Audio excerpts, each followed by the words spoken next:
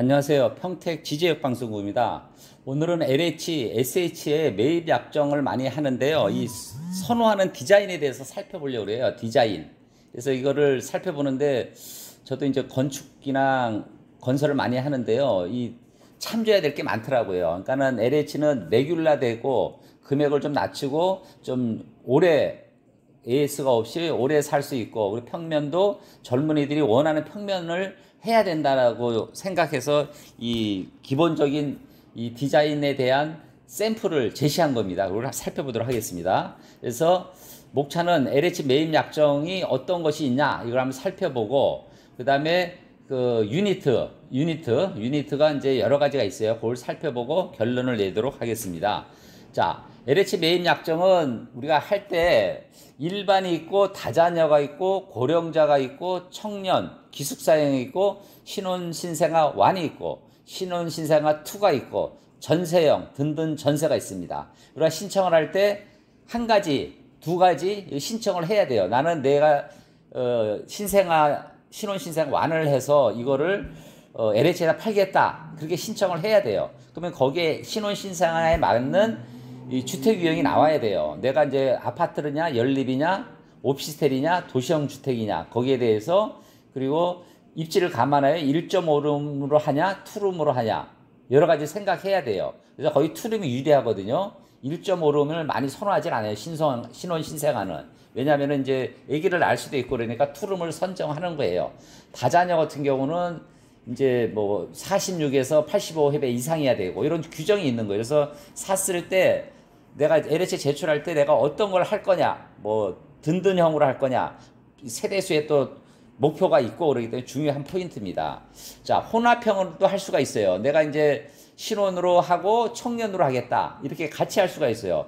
예를 들어 신혼은 방 2개, 뭐 청년은 방 하나. 왜 청년은 대학생들을 생각하면 되거든요. 방 하나 필요하지 않습니까? 이거 대학생 인근이야. 그러면 이제 청년도로 하고, 또 공사비나 주차 대수가 좀 문제가 되잖아요. 그렇게 됐을 때 신혼으로 하겠다. 방 2개, 신혼은 방 2개. 그래서 유니트를 한번 좋은 사례를 저희가 이렇게 표시해 놓은 거예요. 그래서 좀 신혼 방 2개짜리 유니트, 그다음에 방 하나짜리 유니트 표시해 놓은 거고, 그다음에 이제 신혼부부형은 방 2개에서 3개가 돼야 돼요. 그래서 주택 전경은 이렇고 유니트는 이렇고 이렇게 해서 이걸 표시해 놨는데, 저희 평택 지제역 방송국에서 블로그를 하고 있어요. 블로그에 제가 표시해 놓을게요. 살펴보세요. 다음에 청년형 주택입니다. 청년형 주택은 이제 말 그대로 방 1개, 평균 28회배가 돼요. 그러니까는 청년, 대학생들이 많이 사는 것들이죠. 그래서 주택 전경과 유니트를 표시해 놨고, 그다음에 다자녀형 주택이에요. 다자녀형은 뭐냐면 방 3개고 평균 64평방제곱미터 이상이어야 돼요. 초중고가 가까워야지 승인이 잘 납니다. 그래서 방 3개에 대한 유니트랑 전경이랑 이걸 좀 저희가 살펴봤어요. 이렇게 땅이 있으면 이렇게 져서 이런 평면을 해서 LH에 판다, 이렇게 보시면 되는 겁니다. 그 다음에 자, 설계에서 좀 이렇게 지적된 사항을 제가 저번에도 다뤘지만 한번 살펴보면은, 이 제출할 때 모호한 설계는 안 돼요. 그러니까 구체화된 설계를 해야 되는 거예요. 그래서 왼쪽은 모호한 설계, 오른쪽은 구체화된 설계를 해야 된다, 말씀을 드렸고, 그 다음에 환기가 중요해요. 그러니까 공기가 잘 들어갔다 나오게 설계를 해야 된다. 그래서 이게 잘못된 것을 제가 예시를 해 놓은 거예요. 막혀 있지 않습니까? 앞뒤가. 이런 거는 LH에서 선호 안 한다. 그래서 공기가 들어와서 잘 나가게끔 설계를 해야 된다, 이 말씀을 드리고, 그 다음에 이 계단이랑 출입문이 서로 마주 봐요. 앞집이랑. 그건 안 좋은 거예요. 그래서 출입문이 틀리게 해야 되고 그런 것이란 얘기죠. 그 다음에 이제 엘리베이터가 한쪽에 쏠려 있어서는 안 돼요. 가운데를 한다든지 2개를 한다든지 이렇게 해서 엘리베이터가 좀 좌우로 놨든지 가운데로 해야 된다는 걸 말씀을 드리고, 또 주차가 굉장히 중요해요. 왜냐면은 LH에서 살다가 주차가 좀 불편하면 안 되잖아요. 그래서 주차를 좀 편안하게 자주식으로 시원시원하게 해야 된다는 얘기를 말씀을 드리는 거예요. 자, 그 다음에는 이제 수직 배관이 중요한 거예요. 그러니까 위에 상수도, 샤워 시설이 그냥 5층이면 일직선으로 되어 있는 걸 선호한다. 이 수직 배관이 중요하다, 이런 걸 말씀을 드리는 거죠. 자, 이제 면적 기준에 대해서 저희가 좀 살펴보고, 면적 기준. 요거는 아까 살펴봤고 블로그에 제가 올려놓도록 할게요. 그 다음에 이 평면이 잘 나왔어요. 그래서 평면을 한번 좋은 것을 제가 이제 발췌해서 넣었거든요. 그래서 이제 노마드형 20평방제곱미터 청년 노마드형을 저희가 LH에서 제시한 거예요. 이거 살펴보시면은 좀 여러분들이 좀 하실 때 도움이 될 거예요. 내가 땅이 있으면은 좀 직사각형이다 그러면은 오른쪽 거, 예를 들어 좀 이렇게 네모 반듯하다 그러면은 이제 왼쪽 거 이렇게 살펴보시면 되고, 라이프형 29해배 이거는 이제 뭐야 그 좀 넓게 해서 이렇게 한 거거든요. 그래서 워커 라이프형으로 해서 저희가 좋은 유니트를 표시해 놨으니까 혹시 LH가 아니더라도 뭐 평면이 필요하다 그러면 이걸 살펴보시면 좋을 것 같아요. 그다음에 이 워커 라이프형 요거는 좀 투베이식인데 좀 평면이 잘 나왔더라고요. 그래서 저희가 이 평면을 좀 살펴서 안내를 해드리고, 그 다음에 40평방제곱미터 정도는 신혼 부부형이죠.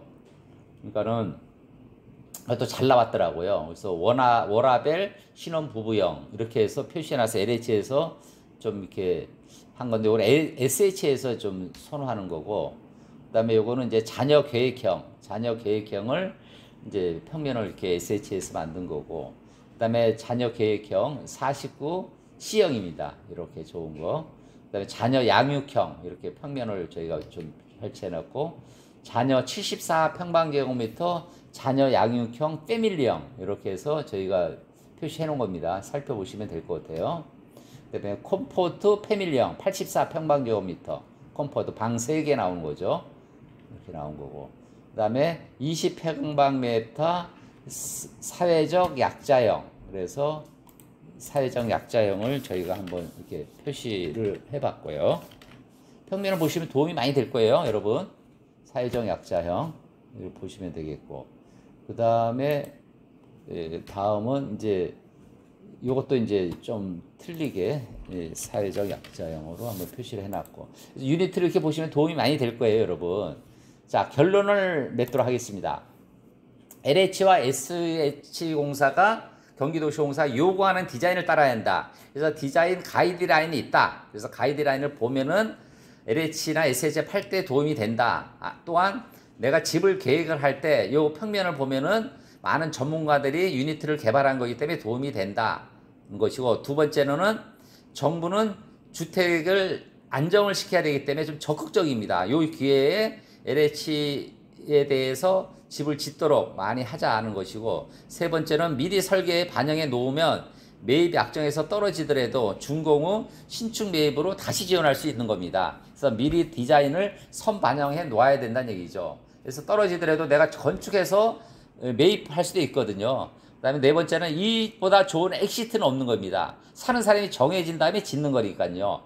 다섯 번째, 주택 매입을 전문으로 하는 전문 업체를 찾아야 됩니다. LH를 전문으로 하든 아니면 주택을 사서 파는 일을 전문으로 하든, 근데 그것을 이왕이면은 LH나 SH에 요구하는 디자인을 잡자는 것이고, 여섯 번째는 주택 매입 전문가와 꼭 상의를 하기를 원합니다. 그 다음에 땅이 안 팔리고 빈 토지가 있을 때 이번 기회를 활용을 했으면 좋겠다고 살펴봤습니다. 이번에 방송은 LH S공사에서 원하는 디자인에 대해서 저희가 살펴봐서 여러분들이 빈 토지를 팔 수 있는 기회, 빈 토지를 개발할 수 있는 좋은 기회가 됐으면 하는 바람입니다.